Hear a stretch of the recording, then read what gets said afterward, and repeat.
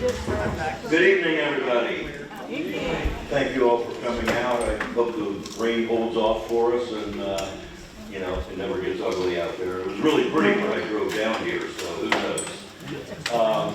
Unfortunately, I want to open tonight on a sad note. I think all of you know Paul Whalen, our board member, and his wife just passed away. And services will be this Saturday. So, she has had vascular dementia, and Paul's been taking care of her at home for about 5 years, and he had put her into a nursing home, and within a week of her going to a nursing home, they were in hospice, and she just passed away Monday evening. So our condolences to the Whalen family. Richard, you want to come up and do the minutes? On April 11th, we met here in Router, about 43 people in attendance. Steve opened the meeting at 7:01, welcoming everybody and thanks the city of Router. I gave the donations and the History Day report. Then gave a treasurer report showing an ending balance of $12,570.24. Jan Lester reported we had 278 paid members at the time, and that the next newsletter would be mailed at the end of the month. She had also helped with several genealogy questions that came in through our email system over the previous week. Charlene reported that 3 junior and 3 senior essay contest winners had been selected. They would be in our next couple of newsletters, and they would read the winners would read their essays at our September meeting. 152 new veterans have been added to our account in March, bringing the total to 15,366, and it's still an ongoing process, of course. Jan reported that the Sons of the American Revolution were doing a marker dedication at the Stevens Family Cemetery on April 20th. On April 27th, Steve reported Northern Kentucky Restoration Weekend in Newport at the intermediate school. Also on the same day, a Vietnam memorial was being opened in Fort Thomas at noon. And May 4th, History Day was scheduled in Erlanger. He did announce the June picnic would be at the Highland Heights City Building, and we would have music available there to provide some entertainment and background. He talked about grants Bellevue and other cities have received for a long walking path that's going to be extended throughout the area along the river. He mentioned Payne Hollow, a tourist area south of Carrollton, exploring a possibility of a group trip there this summer. And some big news was that Charlene's book, I Am a Man, is a free man. I am a free man, sorry. Well, He's a man. It's available at the office, and I do recommend it. I've already read it. It's a good book. And at that time, he announced future meetings and then turned over the meeting to John Hofert for the presentation on the E.O. Robinson story. Okay. Thanks, Richard. And let me back up just a little bit. I did forget to say what we always do, which is thank you to the City of Wilder for allowing us to use the facility here. We greatly appreciate that. Glenn, you want to come do the treasurer's report? Okay, we opened the month with $12,570.74. We had 10 membership renewals, $131 in donations, publication sales, $94, we paid collected $564 in sales tax. Net income was $587.25. Expenses, we bought supplies for the office. We bought from Beach Grove, it's a park book for the office library. $75 at Staples. Spent $109 on shelves for a new section on display.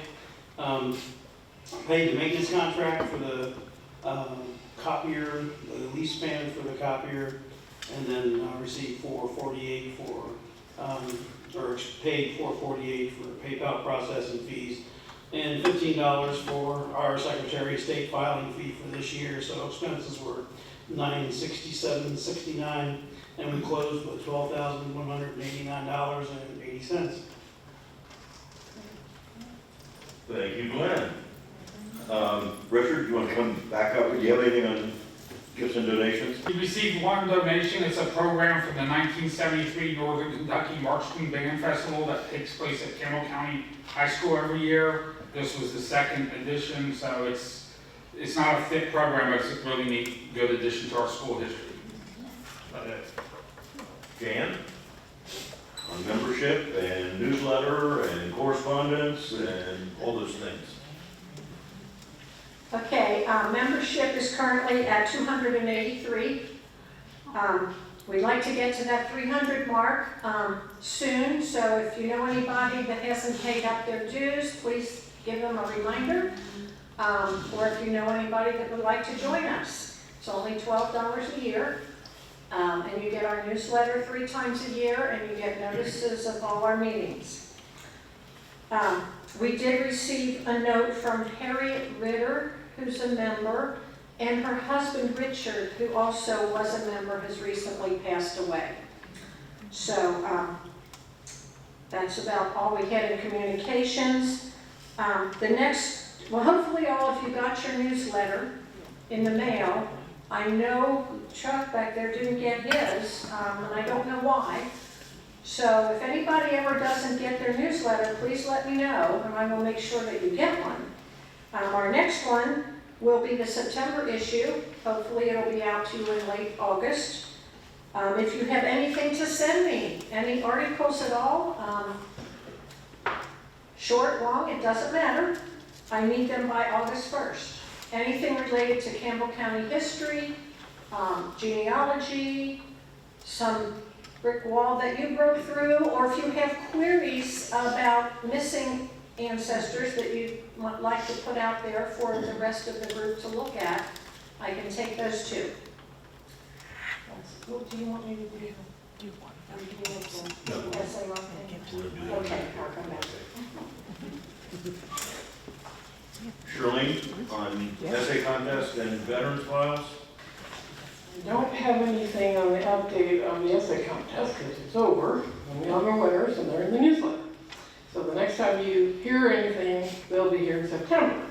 So that will be a good day. As far as the veterans are concerned, for April, we had 134 veterans. 18 of them came from the Alexandria Cemetery. 46 came from the Oakland Plum Creek Cemetery that Marcia and I worked on to give to Ken Reese for his book about Grant Slick. We started working on the Jones Hill Cemetery list that Glenn's grandson gave us, and there are, at this point, I think 40 so far veterans that we didn't have on our list. That's a huge number for a small cemetery. So I'm going to make the plea again, for those of you who have nothing to do, you're all retired,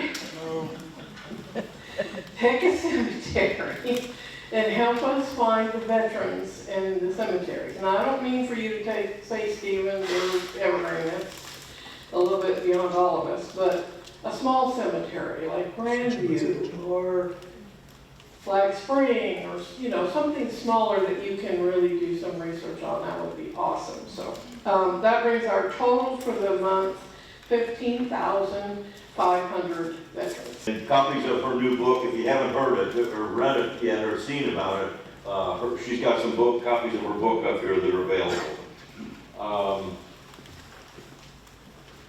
Jan, you want to talk about the SAR grave marking? We have to do this in sequence. I can't keep it in order if I don't. Even if I do this. Richard reported in the minutes that we had talked about an upcoming grave marking for a Revolutionary War patriot by the Sons of the American Revolution.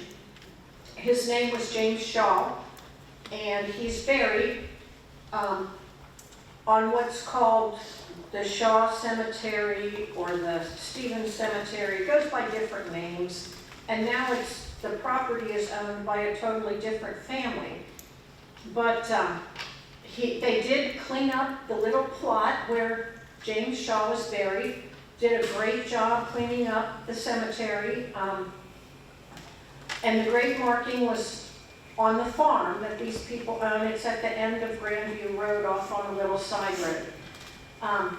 It was a real nice ceremony. The SAR and the DAR, many of them dress in Revolutionary War era costumes, and they have a color guard, and they have music, and they have readings and floral tributes. So we took a wreath from our organization, and at the end they said, well, you can take it back and use it for the next one.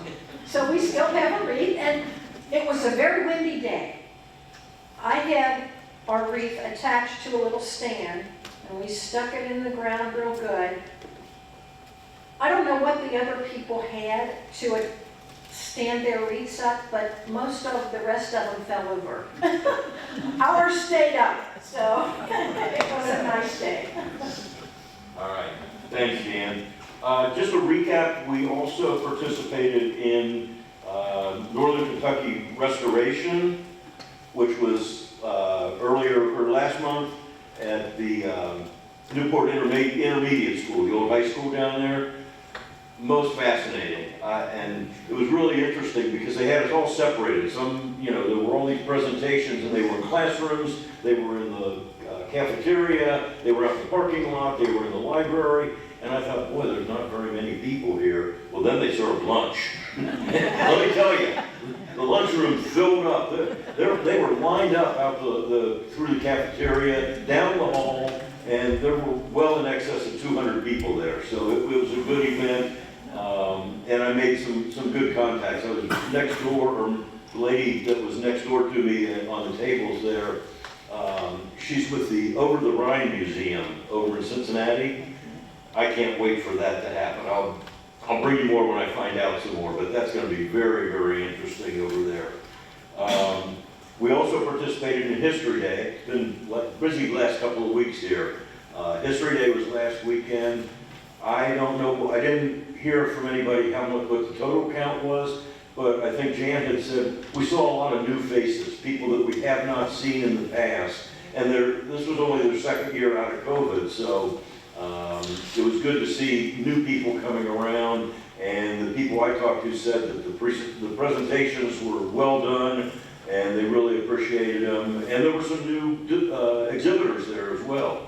The Suspension Bridge people were there, and Ludlow Historic Museum was there. And there were a couple others too. Some authors that were there that have not been there in the past. So all in all, a good day. And we sold a lot of books. We sold a lot of books, yeah. We probably sold 12 or 15 books altogether, I think. So, and then coming up this weekend is the Alexandria Business Showcase that we will be participating in. This is from noon to 8 down at right down by our office at Main Street and Washington. And they've got businesses from all over Alexandria that are going to be there. Local food, drinks, live music, touch a truck, kid-friendly entertainment, okay? Anybody that's got the kid in them still. And it's all free, okay? So we invite you to come down for that. I think I announced before the senior picnic has been announced for September 25th at Pendry Park again. That's always a good time.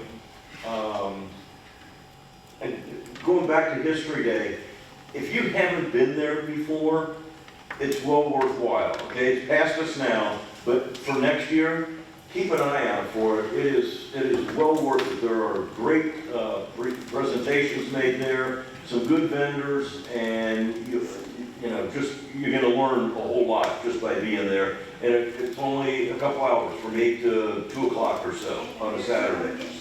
And no admission this year. Yeah, I don't know what they're doing for next year, but no admission. And the big news that's out there, I'm sure everybody has seen it at this point. I hope you have. Polstax is coming back. Everybody see that? Yeah. Okay, that should be really exciting. I'm gonna let this settle down a little bit, but then I'll get in touch with Alan Bernstein and see if we can't participate in some way with that. Have a table, a tent, something somewhere for that weekend. Because that's gonna draw just an incredible number of people. And if I remember correctly, when they did it before, they just promoted the Cincinnati side of it. This year they got a little smart and said, hey, there's some people over in northern Kentucky too. And so they're involving a lot of the northern Kentucky stuff too. So they're going to encourage people to go back and forth between Cincinnati and northern Kentucky. So I think it's going to be a real good event. I heard some of that, in the presentation. I got the impression the toll stacks is going to be coming after something else they're renaming, something on the river or. No, they're calling it something different this year. They're not calling it toll stacks, they're calling it river routes. River routes they're calling it. But it's going to be very, very similar to toll stacks and even more than what it was then. But it's a one-off because of the 250th anniversary. It is, it's a stepping stone into the 250th anniversary or birthday of the country, yes. That's what they're doing. It's beginning for that whole program. And they're planning all sorts of things for the 250th birthday of the country. So there's lots more to be seen on this. Just to mention, there was also a presentation, it was by Dave Schroeder with the library, and somebody then came in. They got something to call it War. Yes. The Ohio River, it's organizing to take advantage of upgrading the river opportunities and maybe get some federal grants. They are putting a whole group together and they're following just about everything that you can imagine about the river, all the way from Pittsburgh down to the mouth of the Mississippi, or to the mouth of the Ohio at the Mississippi. I went to the preliminary meeting on that. I haven't gotten anything back on it yet, but once I know, then I'll present that to everybody. And I don't have all the details on it yet, okay? But I've signed us up to participate in that as well.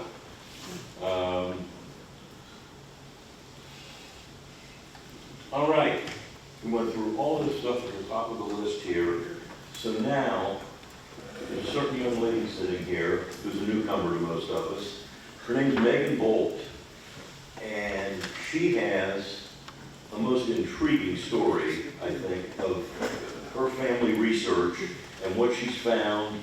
And so with that, I would like to turn this over to Ms. Megan Bolt. Well, thank you guys so much for having me. I had the pleasure of going to the Ellesmere and Erlanger chapter in January, and then I was asked to come speak here, and it's been such an honor. I just really enjoyed getting to meet with other people who enjoy genealogy and family history research as much as I do. So thank you so much for letting me be here.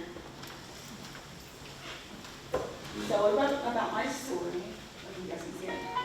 So since 1999, I've been exploring my family's history as an amateur genealogist. I developed an interest in I had an elective class for technology, and one of the portions of the class was about family research and genealogy. I was like, oh my gosh, this is so fascinating. I would love to do this for a living. And my teacher goes to me and he says, I'm sorry, hon, but no one's going to pay to do family research, so maybe just stick to it as a hobby. It's funny to see how things like that turn around. And so it was just so much fun to see how far back I could go and different websites and things that I could do to look at the people in my family, because my grandmother, she took a lot of pride in history. She was the youngest of 13. And all of them had 45 kids, so we were very big on staying connected and close with our family because there were so many of us. A small gathering in my family is maybe 50, 60 people. My baby shower had 110 people, like my big fat Greek wedding, but with indigenous people. And so one of the turning points of this family search was in 2016, my aunt, she took a DNA test and everything had seemed to pan out, but then she's like, Megan, something different popped up and it's showing that I'm 20% Iberian Peninsula and it's looking us to Portugal. And that really had our wheels turning because that we understood that we were Native American, because what I was told, my grandmother was half Native American and that she was Dutch-Irish from Hazard, Kentucky. And so when you think of Hazard, Kentucky, you normally don't think Portugal. And so as we had that research, I found a Facebook group and it was a bunch of people in Appalachian Mountains who had the same encounter of finding that they had African American ancestry as well as Portuguese, and they were identifying themselves as the one race.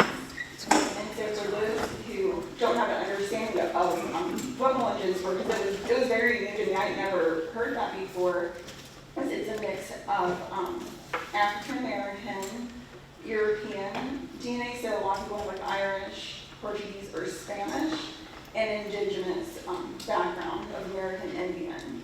And so apparently there was a shipwreck, and a lot of the people who were on that were, Turkish, North African, and were European Hispanic, and they settled in the Appalachian Mountains.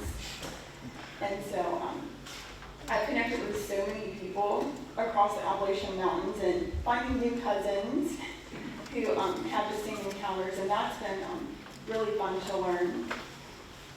And so the biggest portion of my DNA was learning about my grandmother's father, and his name was William Lightfoot. He was known to be from Batesville, Kentucky, and I learned that we couldn't get back past his father, so we would get to William Hatley, then we would get to John Carter, and then we get to Hatley, and it was just like they disappeared off of the face of the earth. And when my aunt took this test, she had over 54,000 links when she took the test. So as you can imagine, we have still not completed looking through everything. But one of the things that pinged was that she said we might be related to a vice president. And as you can see, my wheels were they were spinning again, because how were we related to a vice president, which side of our family? We were told we were 100%, or her dad was 100% Native American, so I don't know how we could have that connection. So she gave me the information that she got from Eric James. I don't know if you're familiar with Eric James, but he is a descendant of Jesse James, which turns out to be one of our other links. I believe he's a fifth cousin to my grandmother. And so he talked to my aunt and gave her the information and said that he had went to Georgetown, Kentucky, and there was a family reunion of the Johnson family for Richard Mentor Johnson. And he went there because he found out that he had a link with the president as well, with Jesse James. So in 2017, I decided to go down to Georgetown because I had so many questions, as you can imagine. Because first, Jesse James, like that's all we got, that threw me for a loop. And then you're saying vice president, there's just so much to look at. I think sometimes it's easier when you go in person and you're able to ask questions and look at the town and have that connection. So I went to the museum in Georgetown. When you go towards campus, their town's really, it's such a cute town, but they had a museum. I was like, let me go check it out.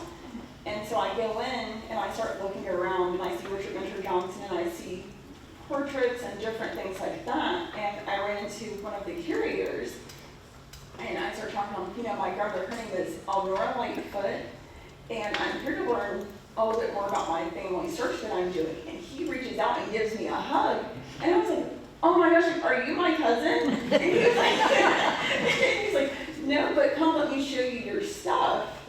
And so they had a whole portion of the museum that was for Richard Mentor Johnson, but also for the Lightfoot side of my family. and he told me that I had a cousin named Bill McIntyre. His full name is William Hatley McIntyre, and I don't know if you heard me earlier, my great-grandfather's name was William Hatley Lightfoot. So that was our first connection. And so he showed me that he was a photographer. He had an honorary doctorate in history at Georgetown, and he talked about our family. And at the museum, it's like he had more knowledge of my family history than I did. And so just to hear how excited he was and how much they loved Bill, like, well, do you have a contact number for Bill?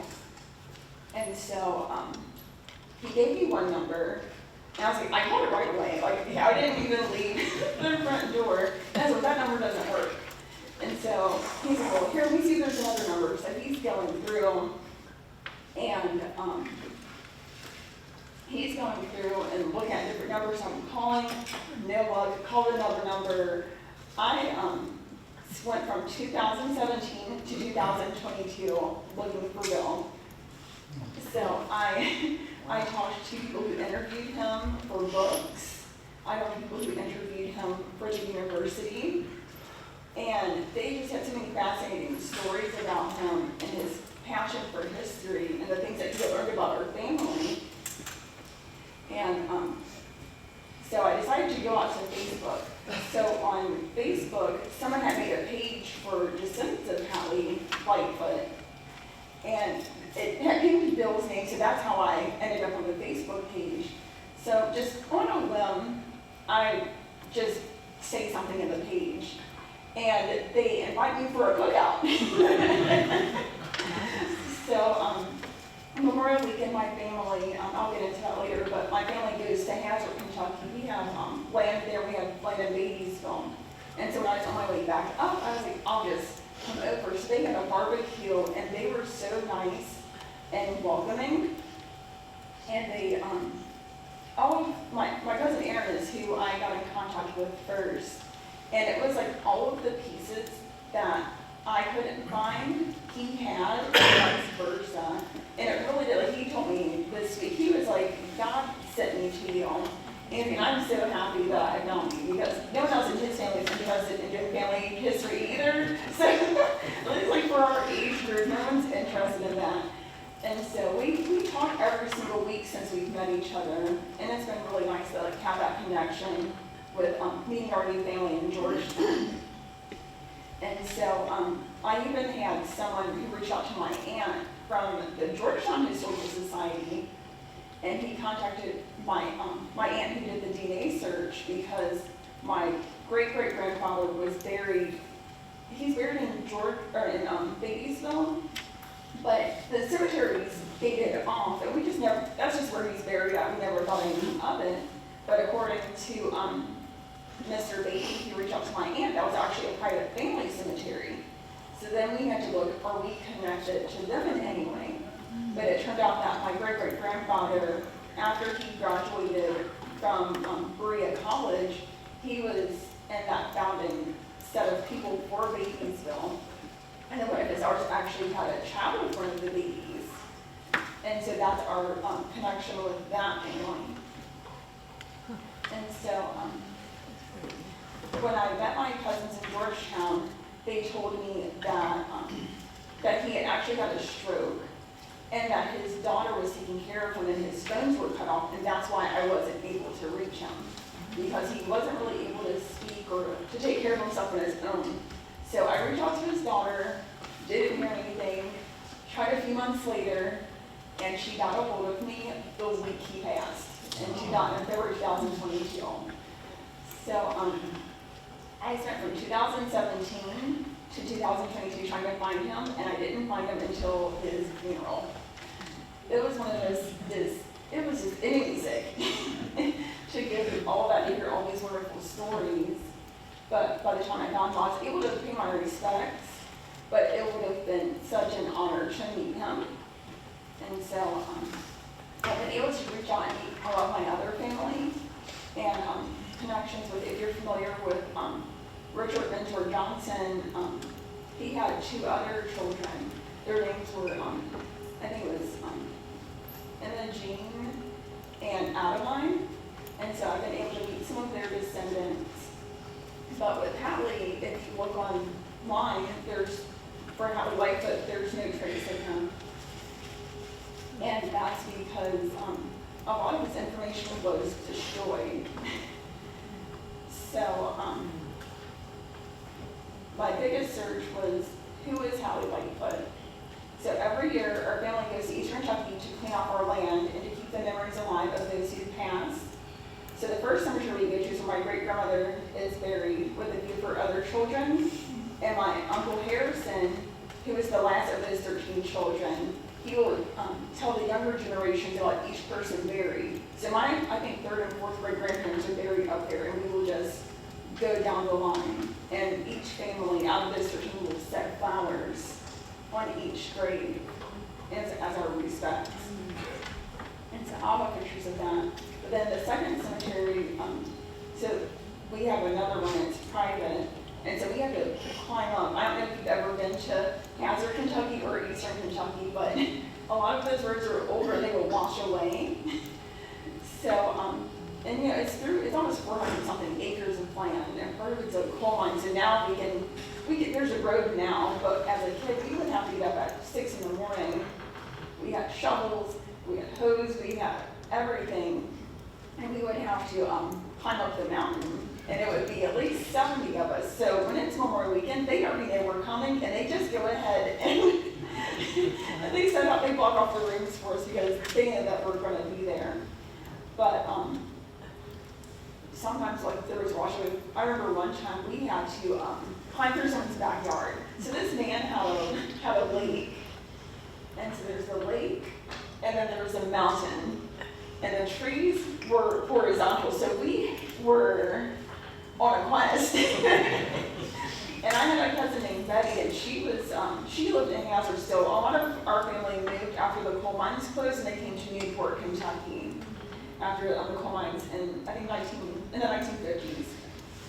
And so Betty was definitely a mountain woman. She had on a leather jacket. She had on her slacks and some kitten heels, and she climbed up that mountain with us. We were covered in filth, and the only dirt she had on her was the dirt on the bottom of her feet. And I told my mom, I was like, that's not a mountain woman. I don't know what it is. And so after we do that, everyone cleans up and we meet up, and then the next day we go to Babiesville. And I always wondered, well, if John Carter's here, where's his dad at? Because we're so big on knowing these things, how does it just stop right here? And so when doing the research, we were told that after Richard Johnson passed away, that all the records were destroyed, and his brother said that he had no will and no children. So a lot of it had to be dealt with in, I believe, in court. And I know that some of the land was divided. I do have a copy of that. But a lot of his records we were told that they were burned in the Choctaw House. He changed his name to Lightfoot, so we don't know what his original name actually was. We do have a record of his passing in 1894, but other than that, there's no burial record or anything else. So that's what me and my cousin in Georgetown are really working on this summer, is figuring out where did he go. Another current project I have is the Phillips Cemetery in Babiesville, Kentucky. So this is a cemetery for slaves and black people in Babiesville. And my relation is that my great-grandfather, William Hatley, was buried there with his first wife per request of his first set of children, because that's where their mom is at. And so he was one of the last people buried there in the 1960s. And I had a cousin who would go clean up, but he's been sick, and so he hasn't been able to take care of the land. So my great aunt, she paid for someone to clean up the land, because there's trees and different things that fall down. And so she paid him money, and when we went down there, nothing was done. And the last year before she passed, because they would stay in the car because they couldn't walk back that far. And so when we went, it's like the grass was tall, some of the graves had sunken in, and it escalated very quickly, especially because it's out in the woods, and so teenagers are like, because it looks like a street, so there's houses on both sides, and then it's an open field, and about 100 feet back is where you see the cemetery. And so, so I talked to someone actually on Monday. I talked with the people who are over, like the property, so I figured out who owns the property. Then I had to call the county clerk and then ask them, well, who takes care of that land, or can they pave off the road, or how does it work with cleaning cemeteries? Then they said, oh, we will look at it and call you back. So then I get another call, it's a call from the judge. And I was like, oh man, what did I do? And he's like, well, I heard about your what you're working on, and he's saying, as a courtesy, I would like to help you up until the point of the cemetery. And so apparently there are land grants for cemeteries for getting them cleaned. And so right now, I'm in the process of speaking with someone about making it a historical site, because there's almost 100 graves back there, and it was for the slaves that lived in the area, and for the black people that were in Batesville.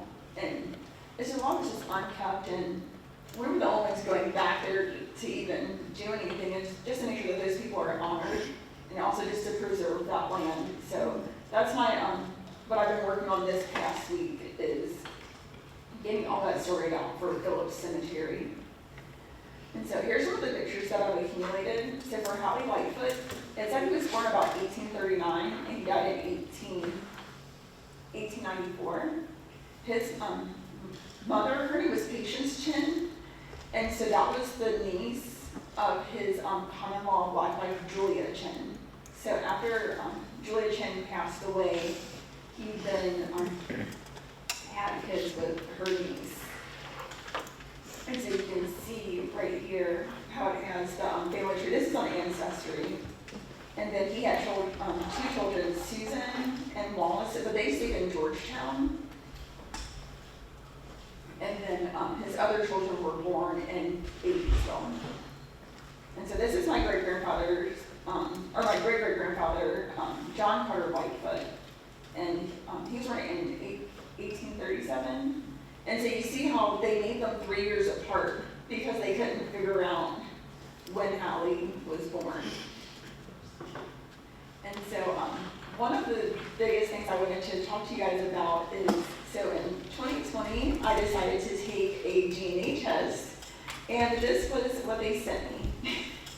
This is a follow-up from the email, 23andMe. Our records indicate that your sample failed analysis at our laboratory due to a low call rate.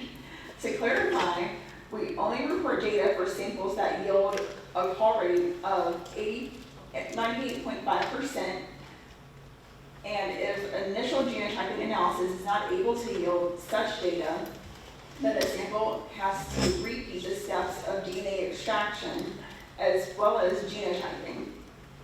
Our laboratory made multiple attempts to process your sample successfully, but were unable to do so. Though this problem is uncommon, it does happen occasionally. All you need to do is provide another saliva sample. Unfortunately, when a sample fails at our laboratory due to analysis failure, it is hard to pinpoint exactly what may have happened to cause the sample to fail. So at this point, I called my mom and I was like, I finally have proof that I think I'm an alien. I knew something was off, and this was the only proof I needed at this point. And so I had to, I waited a few weeks, and I just had to research, like, how do you feel a DNA test? Like, do you know how embarrassing that is to tell your family? Like, sorry, like, it didn't work. I have no DNA. And so what happened, so my, one of my cousins actually works for the diagnostic company that makes the DNA test. And then my grandmother works in a lab. And I'm like, how did this happen to me? Because I just couldn't get it. And so sometimes, well, I can tell you what happened with me.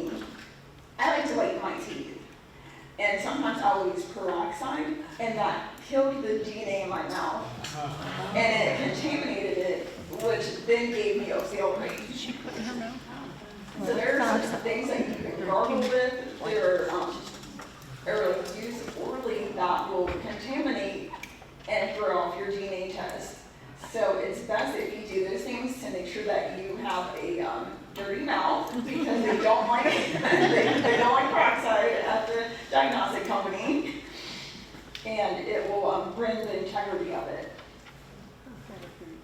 And so another thing that I looked up was a lot of people who test for being American Indian, they will sometimes not show that they're Native American, but they said that with certain things, they will, I'm trying to think of the right way to word this, that sometimes it will, when certain demographics don't take the test, sometimes it will try to just pinpoint you to the closest thing. And so sometimes we might get the most accurate results because certain people don't believe in taking the test. Or they're like, oh, they're stealing your DNA, or they're making clones. And like, there's just so many things that people are scared of from taking the test. And so certain people show by the unknown. So here, sorry, it's a little bit dark. And so here are some things I found when I was in Georgetown. So these are some of the portraits that they have at the museum. And when you go around Georgetown, they'll have different plaques. So this is for Robert Johnson, which is Richard Johnson's father. This is one of the plaques for the Whitefoot family that's in the museum. This is Bill McIntyre. This is some of the photography that they had in the museum.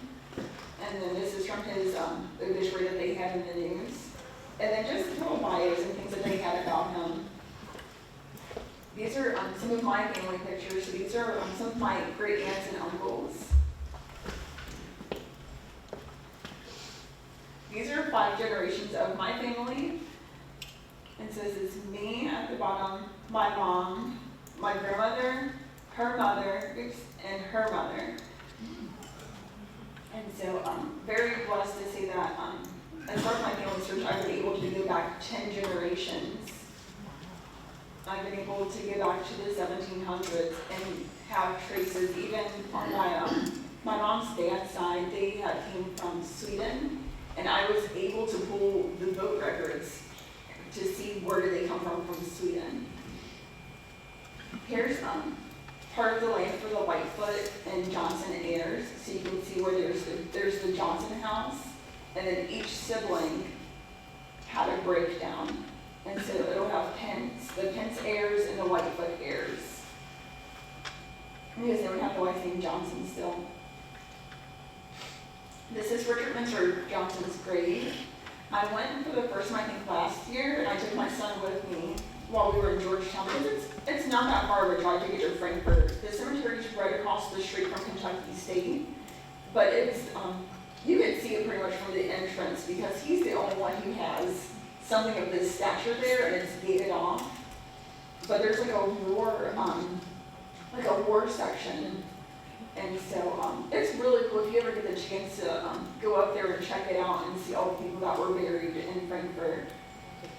I found my great-great-grandfather's World War II track registration while he lived in Hazard. These are my great-great-grandparents. And so it's Minerva Young Dove and Austin Young. And this is their daughter, which is my great-grandmother, Jamie Lightfoot. Here's one of the family plots, and so you can see how each family that comes when we do the burials, or and to clean off the graves, each family will set their flowers out of respect. This is my great-grandfather. He's on the top. Oh, you can see. Okay. This is my great-great-grandfather, or my great-grandfather, William Hatley, and these are some family members. Census records, and this is one of the articles that they had in the newspaper about Richard Minter Johnson, and kind of he had a really hard time, especially at that time, to be chased. Like, it's one thing that when people had children with slaves, but he made sure that his children were educated, they were free, they had land, and that was something that wasn't common. I believe one of his daughters played piano for one of the royals in France when they came to the United States, when they came to Kentucky. This was the will for my aunt, Susan Lightfoot, so I guess she's my third grade. And it was just really interesting to learn about her. My new marriage licenses.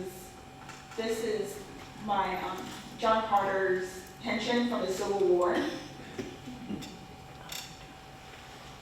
then one of the family trees I had found, and so I've been trying to keep track of everything.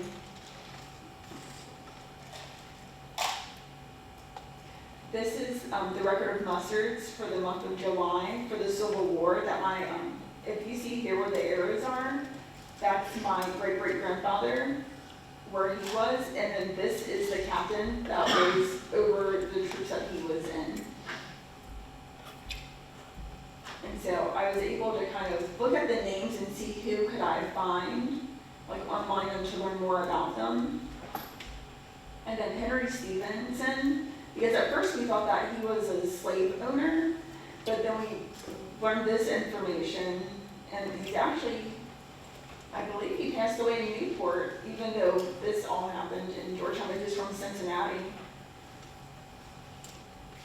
This last week I was able to talk with Berea College because I knew that John Carter had went to school there, and I wanted to know if they had any paperwork for him.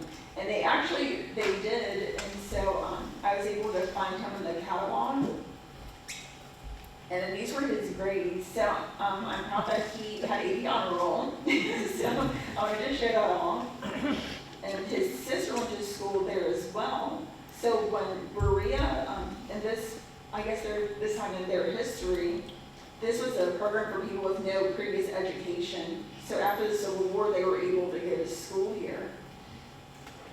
And so I thought that was really cool because I didn't realize that they had, you think Berea, you just think college classes, you don't think like this is education for people who've never learned anything as adults.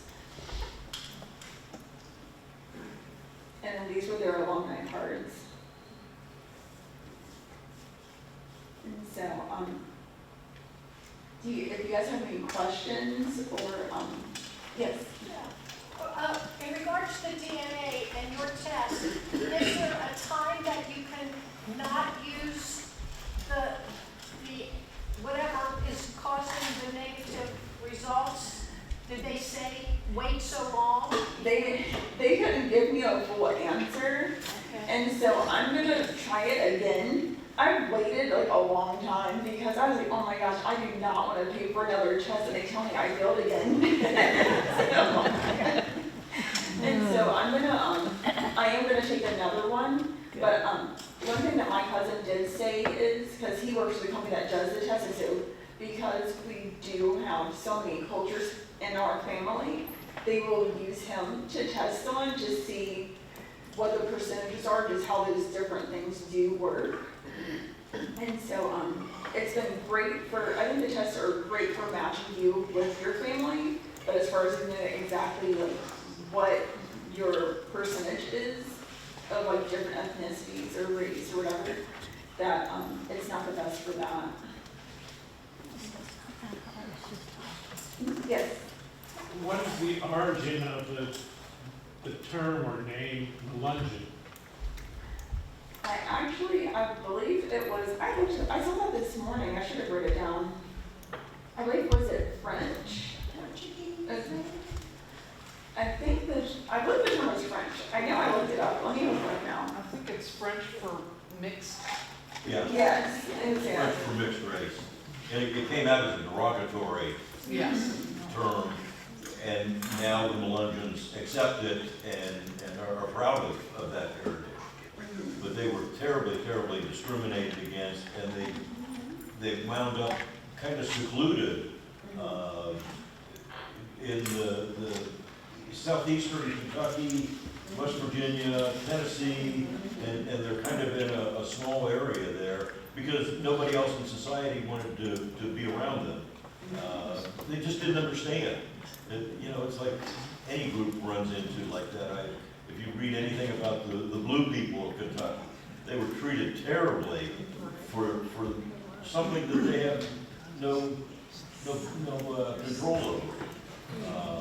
And the Melungeons the same way. They just happened to be of mixed race that people didn't understand. There was Eastern European, there was Native American, and there was African American mixed races, and nobody understood that. So, but most interesting if you read about the Melungeons. Most interesting. And I put a question on the flyer. Anybody know who the most famous Melungeon is?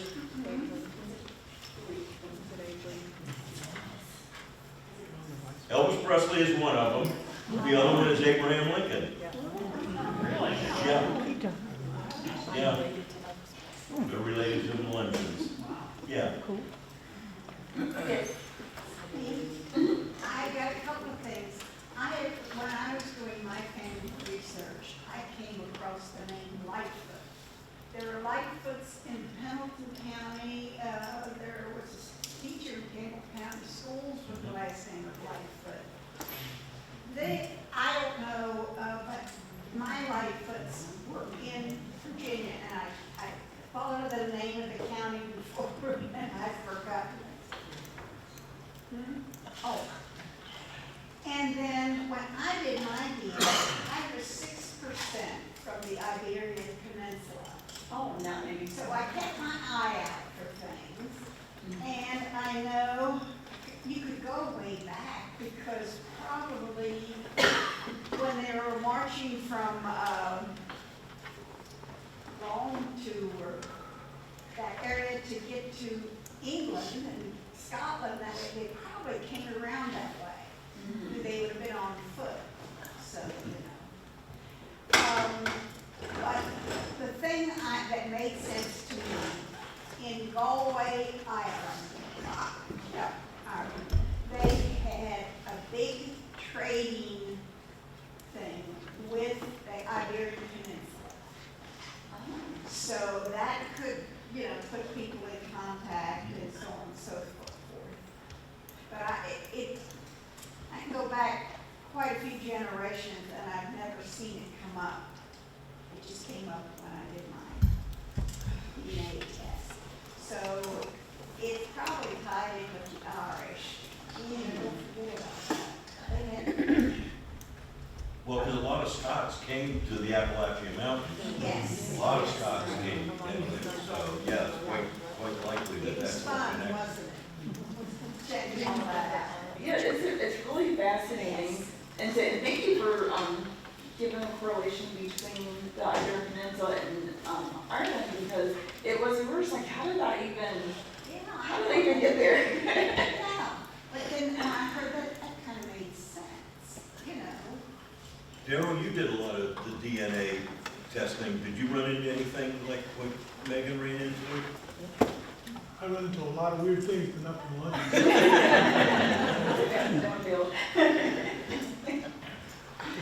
Yes. I've done a lot of research on my family's genealogy, and I did hear you mention the word Ancestry.com, and I rely a lot on that as I go to cemeteries too, but I like to talk to people. I've done a DNA test. I use a lot of Ancestry.com and family search. Do you? Yes, I use Ancestry, I use Family Search, and sometimes, like, if I select a match, sometimes I'll look to see, like, oh, I could do, because a lot of them are from this area, and 23andMe was really helpful too, and so sometimes I'll reach out and send a message, like, I have some cousins that are in South Asia and Chile, and so I've been talking to them. Wow. And so, yeah, a lot of times if I'm on the sites, I'll just direct message the people that I have links with and see, I saw that we had a match. And I like to learn more, see how we have a connection, and just to see what information they have, just see, you can imagine, I have a cousin, like seeing I have a cousin in Indonesia threw me off too. But I have quite a few, and so just wondering, well, is it migration? Is it someone just went out of town, they just didn't come back home? And things like that. But yeah, there's like Ancestry is really helpful as far as like making those connections. But I'm a people person, so I have to I like to talk.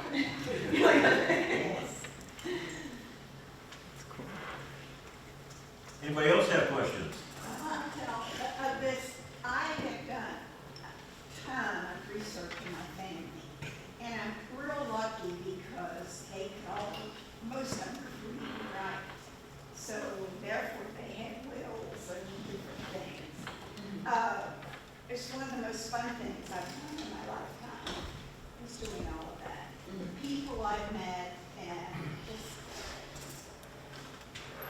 you learn a lot of history and et cetera. So if you're looking for something to do when you want to spend the rest of your life, because you will never finish. I had someone say, when I get this family finished, I'm just going to adopt another family and do their research too. And what I thought about doing is turning in my DNA and have them search my mother's line. Can you do that? Just my mother's line? Through your DNA? Not with Ancestry or 23andMe. I don't think you can be specific. There are DNA tests that can do that, Yeah. but it's beyond. Okay. There's a company called Family Tree DNA, and you can submit your saliva, and they can trace through the mitochondrial DNA. Okay. It follows from mother to daughter. Yes. So they can trace back. And what's the name of that outfit? Family Tree DNA. Okay. So they can trace the female line back. Can they do it either way? They also have a test that goes on the Y DNA that comes from father to son. And so they can trace the father's line back. Yeah, there are companies that can do that. It's beyond the capability, I think, right now of Ancestry and 23andMe, but there are people that can do that. My Ancestry results gave me matches on both my mother and my father's side. Correct. But, and the one thing you have to remember about the DNA, who you go with makes all the difference in the world, because what they're doing is matching your DNA to their pool of what they have. So if you go to Ancestry, they probably have the largest pool out there of anybody, and that's going to give you the best results you can get for what geographical area you're from. Other ones, no, Daryl, you disagree? You got something? No, I don't disagree. Oh. I was gonna say, for most of the companies, you can download your data once they test it. And the sneaky trick is to either test with Ancestry or 23andMe, because neither one of those allow transfers into the system. But once you've got this information downloaded, you can transfer from Ancestry to Family Tree DNA, not for the Y and the straight X and the mitochondrial, but for more of the family finding type thing. You can transfer into Family Tree DNA to MyHeritage, Living DNA. There's a lot of it that you can transfer to for little or no money. Okay. Fred. Well, there's an alternative to spending the rest of your life doing your genealogy. Now, Joanne spent 3 or 4 years doing her genealogy back about, completed about, I don't know, 3 or 4 years ago. But, I mean, completed, she got to a point where she said, well, this is as much as I want to do. Yeah.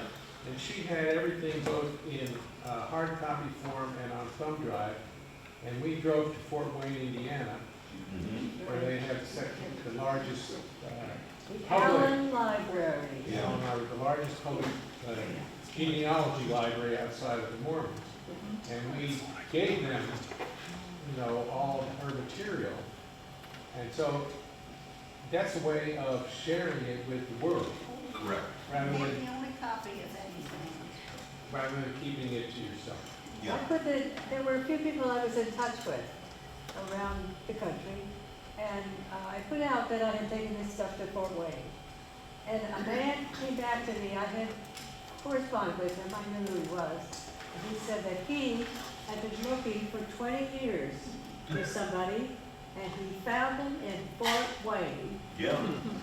Fort Wayne has an incredible library. I don't think they have It's a great stuff library. we use.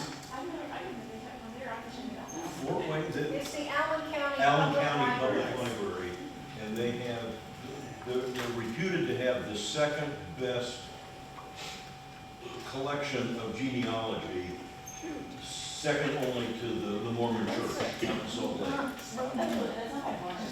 No, 3 hours, about 3 hours. Yeah, it's not that far.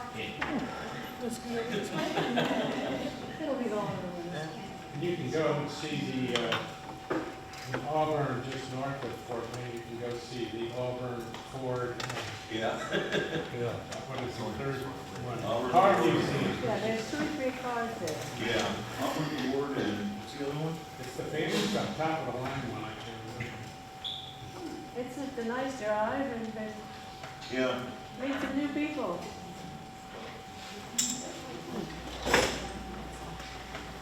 Anybody else have questions for Megan? All right, before we finish tonight, just to update you on upcoming meetings. Next month, we are at the Highland Heights City Building. There's a shelter behind there for our annual picnic. We'll have, usually we supply the meat, fried chicken or something like that, and everybody brings a side dish or a dessert or what have you. I think we have drinks and stuff like that there. And we're gonna have music this year. Everybody said they wanted something a little bit different. We want to try to get a lot of people there. So we're gonna have the Chalk Brothers. If anybody has seen them, that's Chuck Keller and Dale Mueller, who were teachers at Fort Thomas. And they're both retired now. And I went and saw them at Fort Thomas Coffee a couple weeks ago, and they are rather humorous, okay? They're kind of funny. In July, we have Kelly Schneider Morgan coming to talk to us about Schneider's Sweet Shop. I still haven't heard yet if there's samples coming, okay? I don't know. In August, I think it's going to be most interesting. I had a conversation with them earlier this week. We're going to meet down at the Bellevue Eagles, down on the river. Okay. I don't know what the Eagles do. I know they do good things. They're a fraternal organization. They do wonderful things. I know. I'm an Eagle. Sharon's an Eagle. Don't tell us, we want to be surprised. Well, they're going to do a whole presentation. Are you an Eagle too? Okay, they're going to do a presentation for us.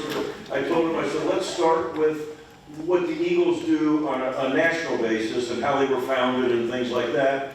And then they're going to talk about the Eagles' locations here in Campbell County, and then they're going to talk about the future of the Eagles. And they're all worried that they want to open up the bar early, and they want to provide this and provide that. I think they're really getting nervous about having us there, so I think they're excited about it. So that's in August, and we'll be down on the river, so it should be okay. In September, Carol and Charlene, I think, are looking to do something pretty nice for our essay contest winners. October, we don't have booked yet, and then in November, again, we've got Tom Pendry coming to talk to us about Ralph Stoley. Ralph Stoley, if you recall, was the guy that did the Pop Top. Okay, that's his big claim to fame. The guy has many, 50, 60 patents to his name, but the big thing he did was the Pop Top. Okay, so that one should be good. And then in December, we'll be back here for a holiday social. Oh, Jan, I don't know why, I just cannot remember this. Everybody get your tickets out.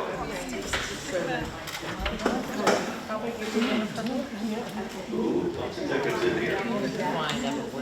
Charlie's is yours? Just keep right there in the little place. I found the We need it's just right there. 935-554. We